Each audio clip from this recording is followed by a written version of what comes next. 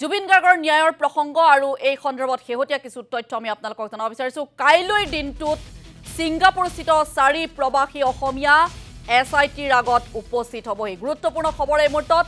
প্ৰবাসী অসমীয়াসকল কিয় অহা নাই বাৰে বাৰে সমন জাৰি কৰা হৈছে তাৰ পিছত কিয় অহা নাই কেলৈ প্ৰশ্ন উত্থাপন হৈছিল আৰু অৱশেষত 4 প্ৰবাসী অসমীয়া কাইলৈ দিনটোত উপস্থিত হ'ব বুলি জানিব পৰা গৈছে সিআইডিৰ কাৰ্যালয়ত হাজিৰ হ'ব ইয়তত থকা 4 গৰাকী অসমীয়া অসমলৈ আহিব তন্ময় ফুকন অভিমন্যু তালুকদাৰ দেৱজ্যোতি হাজৰিকা আৰু সুস্মিতা গোস্বামী এইখিনিতে উল্লেখ কৰিব লাগিব যে অভিমন্যু তালুকদাৰ হৈছে সিংগাপুৰ অসম এছ'চিয়েশ্যনৰ সভাপতি দেৱজিত হাজৰিকা হৈছে সম্পাদক সিংগাপুৰ অসম এছ'চিয়েশ্যনৰ আৰু যিগৰাকী তন্ময় ফুকনৰ নাম কোৱা হৈছে সেই তন্ময় ফুকনৰ বিৰুদ্ধে এটা কথা ওলাইছিল যে এটা অভিযোগ উত্থাপন হৈছিল যে সেই যি ইয়ত যাত্ৰাৰ সামগ্ৰিক যি পৰিকল্পনা আছিল সেই সমগ্ৰ দিনটোৰ সেই পৰিকল্পনা তন্ময় ফুকনে কৰিছিল বুলি বিভিন্নজনে অভিযোগ উত্থাপন কৰিছিল সুস্মিতা গোস্বামী এইগৰাকী যুৱতীও সেইদিনাখন সেই ইয়তখনত আছিল জুবিন গাৰ্গৰ সৈতে সেই সুস্মিতা গোস্বামী কিয় তলব কৰা হোৱা নাছিল কিয় সমন জাৰি কৰা হোৱা নাছিল কিয় এছআইটিৰ সন্মুখত হাজিৰ হ'বলৈ নিৰ্দেশ দিয়া হোৱা নাছিল তাক লৈ প্ৰশ্ন উত্থাপন হৈছিল আৰু অৱশেষত সেইগৰাকী সুস্মিতা গোস্বামীও কাইলৈৰ দিনটোত এছআইটিৰ আগত হাজিৰ হ'ব বুলি জানিব পৰা গৈছে সিংগাপুৰৰ পৰা অহাৰ সেউজ সংকেত ইতিমধ্যে 4 গৰাকীয়ে প্ৰদান কৰিছে এছআইটিৰ বিষয়ৰ সৈতে যোগাযোগ কৰিছে 4 গৰাকী প্ৰবাসী অসমীয়াই প্ৰথমখন জাননীৰ ক্ষেত্ৰত তেওঁলোকে সঁহাৰি দিয়া নাছিল কিন্তু পুনৰবাৰ যেহেতু আৰু এখন জাননী জাৰি কৰা হৈছিল আৰু কালিৰ দিনটোত এছআইটিৰ যিগৰাকী মুৰব্বী মুন্না প্ৰসাদ গুপ্তা তেওঁ স্পষ্টকৈ উল্লেখ কৰিছিল যদিহে প্ৰবাসী সেইসকল অসমীয়াই সহযোগ নকৰে তদন্তত তেতিয়াহ'লে তেওঁলোকৰ বিৰুদ্ধে কঠোৰ আইনী ব্যৱস্থা গ্ৰহণ কৰা হ'ব আৰু তাৰ পাছতে যেহেতু দ্বিতীয়খন সমন ইতিমধ্যে জাৰি কৰা হৈছিল সমন পঠিওৱা হৈছিল আৰু সেই সমনৰ পিছতে 4 গৰাকী প্ৰবাসী অসমীয়া অহাৰ সিদ্ধান্ত লৈছে অসমলৈ অহাৰ সিদ্ধান্ত তেওঁলোকে গ্ৰহণ কৰিছে কাইলৈৰ দিনটো তেওঁলোক হাজিৰ হ'ব জুবিন গাৰ্গৰ মৃত্যুৰ সময়ত ইয়তখনত এই 4 গৰাকী প্ৰবাসী অসমীয়া যেহেতু আছিল সেই ভিজুৱেলছ ইতিমধ্যে সকলো জলজল পটপট হৈ আছে আৰু পুনৰবাৰ উল্লেখ কৰিছোঁ যি 4 গৰাকী আহিব সেয়া হৈছে তন্ময় ফুকন দেৱজিত হাজৰিকা ইয়াৰ লগতে অভিমন্যু তালুকদাৰ আৰু সুস্মিতা গোস্বামী আনহাতে মুখ্যমন্ত্ৰীগৰাকীয়ে ইতিমধ্যে সমগ্ৰ তদন্ত প্ৰক্ৰিয়াৰ সন্দৰ্ভত বিভিন্ন ধৰণৰ মন্তব্য কৰিছে জুবিন গাৰ্গৰ মৃত্যুৰ ঘটনা সন্দৰ্ভত ফেচবুক লাইভ যোগে আজি পুনৰবাৰ মুখ্যমন্ত্ৰীগৰাকীয়ে মন্তব্য কৰিছে নতুন দিল্লীৰ CFL লেবৰেটৰীয়ে জুবিন গাৰ্গৰ মৃত্যুৰ ভিচেৰাৰ ৰিপৰ্ট দিয়াৰ পিছতেই CIDয়ে তদন্তৰ এটা নিৰ্দিষ্ট দিশ বিচাৰি পাইছে বুলি মুখ্যমন্ত্ৰীয়ে উল্লেখ কৰিছে কম দিনৰ ভিতৰতে জুবিন গাৰ্গৰ মৃত্যুৰ তদন্তৰ চাৰ্জশ্বিট আদালতত দাখিল কৰিব পাৰিব এছআইটিয়ে সেই কথাও আজি ফেচবুক লাইভত উল্লেখ কৰিছে মুখ্যমন্ত্ৰীগৰাকীয়ে আকাংক্ষিত দিশত আগবাঢ়িছে তদন্তৰ গতি কাইলৈ অসমলৈ সিংগাপুৰৰ যি 4 গৰাকী প্ৰবাসী অসমীয়া আহিব সেই কথাও মুখ্যমন্ত্ৰীগৰাকীয়ে ইতিমধ্যে স্পষ্ট কৰিছে অন্য সকলো অসমলৈ আহিবই লাগিবই বুলি মন্তব্য কৰিছে মুখ্যমন্ত্ৰীয়ে যিসকল নাহে তেওঁলোকৰ বিৰুদ্ধে কঠোৰ ব্যৱস্থা গ্ৰহণ কৰাৰ হুংকাৰ প্ৰদান কৰিছে মুখ্যমন্ত্ৰী ডক্টৰ হিমন্ত বিশ্ব শৰ্মাই এই মুহূৰ্তত মুখ্যমন্ত্ৰী ডক্টৰ হিমন্ত বিশ্ব শৰ্মাৰ সেই মন্তব্য আপোনালোকলৈ আগবঢ়াব বিচাৰিছোঁ নতুন দিল্লীৰ CFL লেবৰেটৰীয়ে জুবিনৰ মৃত্যুৰ ভিচেৰা ৰিপৰ্ট দিয়াৰ পিছৰ পৰাই এই ঘটনাটোৰ প্ৰতি CIDয়ে ইয়াৰ গোটেই ঘটনাটোৰ ওপৰত এটা নিৰ্দিষ্ট দিশ বিচাৰি পাইছে আৰু মই ভাবো যে খুব কম দিনৰ ভিতৰতে আমি জুবিনৰ মৃত্যুৰ সৈতে জড়িত সমস্ত ঘটনাৰ আজি আদালতৰ আগত আমি প্ৰকাশ কৰিব পাৰিম আমি এতিয়া বহুখিনি কনফিডেন্ট হৈছো যে এই তদন্তৰ গতি আকাংক্ষিত গতিৰে আগবাঢ়িছে আৰু আমি নিৰ্ধাৰিত সময়ত আদালতক সমুখ খবৰ আমি জনাব পাৰিম সিংগাপুৰৰ অসমীয়াসকল নহা বাবে আমি মনোকষ্ট পাইছিলোঁ অহাকালি 4জনকৈ সিংগাপুৰৰ প্ৰবাসী অসমীয়া অনুসন্ধানত যোগ দিবৰ বাবে গুৱাহাটীলৈ আহিব অৰ্থাৎ আগত এজন আহি গ'ল এতিয়া 4জন আহিব 6জন এতিয়াও বাকি থাকি যাব মই সেই 6 গৰাকী অসমীয়াক আকৌ এবাৰ কম যে অসমৰ হিয়া ৰামথু প্ৰাণৰ শিল্পী জুবিন গাৰ্গৰ মৃত্যুৰ তদন্তত সহায় কৰা আপোনালোকৰ লিগেল ৰেসপন্সিবিলিটি আইনগত দায়িত্ব আপোনালোকৰ মৰেল ৰেসপন্সিবিলিটি আপোনালোকৰ নৈতিক দায়িত্ব আৰু আপোনালোকে অসমলৈ আহিব লাগিবই যিসকলে অসমলৈ নিজে নাহে তেওঁলোকক কেনেকৈ আনিব লাগে তাৰ বাবেও আমি আইনৰ ব্যৱস্থা ল'বলৈ কুণ্ঠাবোধ নকৰোঁ মই আশা কৰোঁ আপোনালোকে সোনকালে আহক আপোনালোকৰ ষ্টেটমেণ্টখিনি লোৱাৰ লগে লগে আমি আদালতক গোটেই ঘটনা অতি সোনকালে জনাবলৈ সক্ষম হ'ম কাৰণ আকৌ এবাৰ কৈছোঁ যোৱা কালি CFL দিল্লী ৰিপৰ্ট অহাৰ পিছত এতিয়া আমি বহুত বেছি কনফিডেণ্ট যে জুবিনক ন্যায় দিয়াৰ প্ৰক্ৰিয়া ন্যায়ালয়ে দিব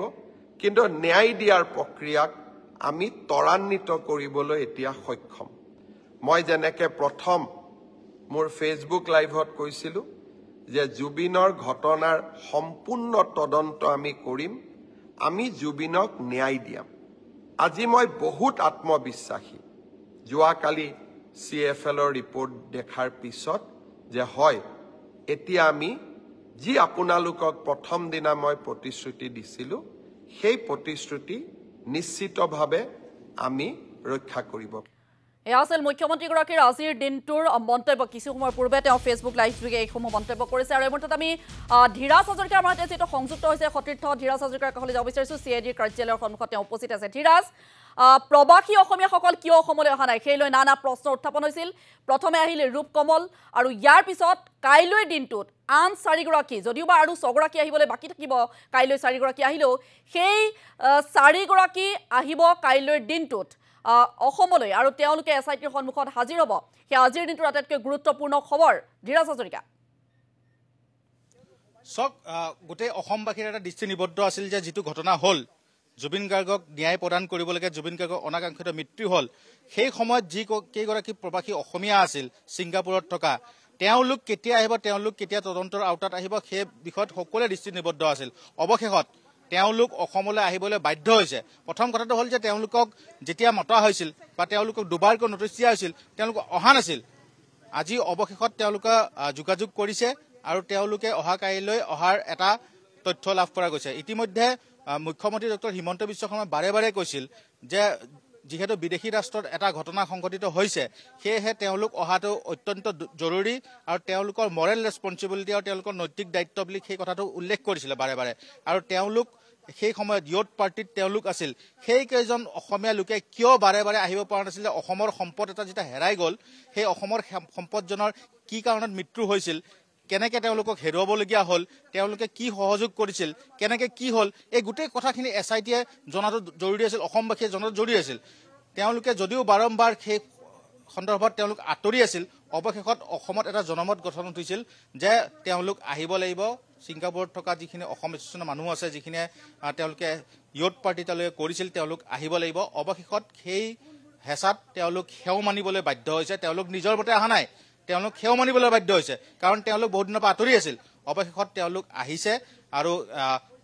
কাইলৈ অহা তেওঁলোক সম্ভাৱনা আছে 4জনকৈ লোক প্ৰথমতে আমি লাভ কৰিছিলোঁ যে 2জনকৈ লোক আহিব সেয়া সুস্মিতা গোস্বামী আৰু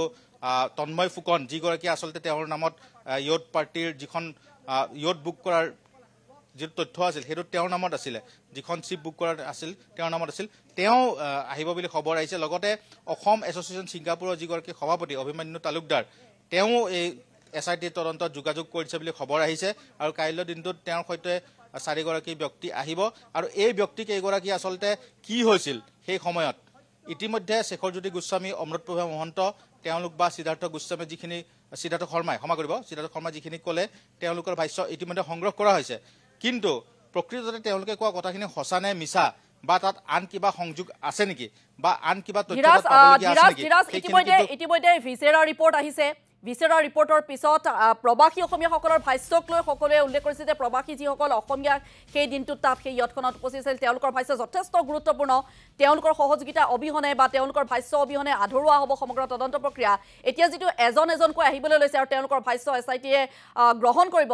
ইয়াৰ পিছত নিশ্চিতভাৱে জুবিন গাৰ্গৰ ৰহস্যজনক মৃত্যুৰ যি প্ৰকৃত কাৰণ সেই প্ৰকৃত কাৰণৰ কাৰণে প্ৰকৃত কাৰণ জানিবলৈ সকলোৱে যিহেতু উদ্গ্ৰীৱ হৈ আছে সেই প্ৰকৃত কাৰণ ওলাব পাৰে বুলি সকলোৱে এতিয়া আশা ব্যক্ত কৰিছে সকলোৱে আশা কৰিছে যিহেতু ভিচেৰা ৰিপৰ্ট আহিছে আৰু মুখ্যমন্ত্ৰীগৰাকীয়ে আজি উল্লেখ কৰিছে যি ৰিপৰ্ট আহিছে শেহতীয়াকৈ সেই ৰিপৰ্টে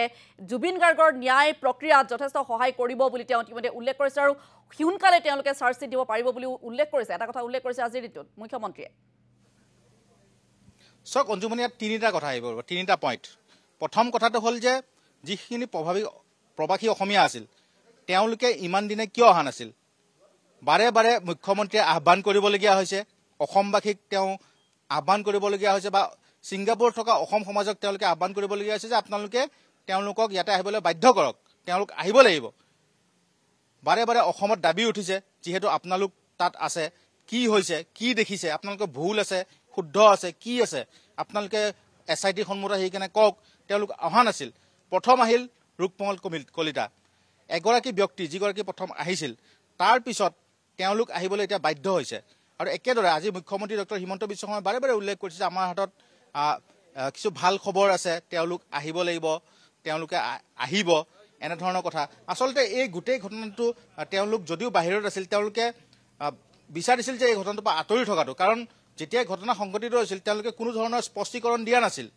গোটেই আপুনি 19 ছেপ্টেম্বৰৰ পৰা যদি চাই কোনো ধৰণৰ তেওঁলোকে স্পষ্টীকৰণ দিয়া নাই কোনোদিন সন্মুখত আহিবলৈ তেওঁলোকে সাহস কৰা নাই সেয়া সংবাদ মাধ্যমৰ সন্মুখত হওক বা আন মাধ্যমৰ সন্মুখত হওক তেওঁলোকে আহিব সাহস কৰা নাই কিয় তেওঁলোকে সাহস কৰা নাছিল সদায় কিয় আঁতৰি থাকিবলৈ তেওঁলোকে চেষ্টা কৰা হৈছিল এতিয়া যিহেতু সম্ভৱতঃ মই সম্ভৱতঃ শব্দটো এইকাৰণে উল্লেখ কৰিছোঁ কাৰণ এতিয়া যিহেতু ভাৰত চৰকাৰেও হয়তো তেওঁলোকক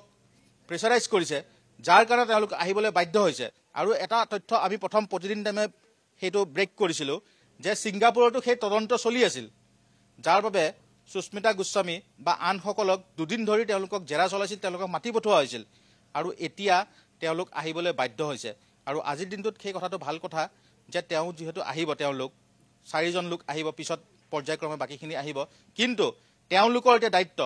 তেওঁলোকক অসমীয়া হিচাপে দায়িত্ব অসমৰ জাতিটোৰ হিচাপে তেওঁলোকৰ দায়িত্ব অসমৰ হিয়াৰ আমঠিক আমি হেৰুৱাই পেলাইছোঁ আচলতে সেইদিনাখন হৈছিল কি এই সকলো কথা কিন্তু ক'ব লাগিব SIT সময়ত তেওঁলোকে ক'ব লাগিব কি হৈছে কি নাই